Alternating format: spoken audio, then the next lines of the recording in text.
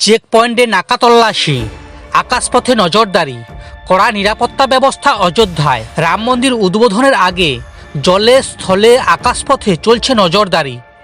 জনস্রোত রুখতে শনিবার রাত থেকেই অযোধ্যায় সব রাস্তা সিল করে দেওয়া হয়েছে। রাম মন্দিরে ঢোকার জন্য ভিভিআইপি এবং অন্যান্য অতিথিদের জন্য আলাদা গেট তৈরি করা হয়েছে। যেদিকে দু চোখ যায় সেদিকেই আঁটোসাঁটো নিরাপত্তা। অযোধ্যায় ট্রেন বন্ধ, কোনো গাড়ি ঢুকতে দেওয়া হচ্ছে না। বারকোড লাগানো নির্দিষ্ট পরিচয়পত্র ছাড়া কোনো ঢোকার অনুমতি নেই। বলতে গেলে এসপিজি ও কমান্ডো বলয় অযোধ্যা নগরী।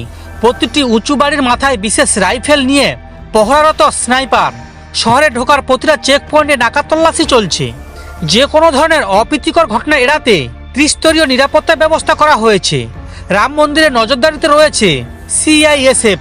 মন্দিরকে কেন্দ্র করে ভিআইপি জোনে নজরদারি চালাচ্ছে এসএসএফ বা স্পেশাল সিকিউরিটি ফোর্স। লখনৌ থেকে অযোধ্যা পর্যন্ত ৩৬,০০০ পুলিশ মোতায়েন করা হয়েছে।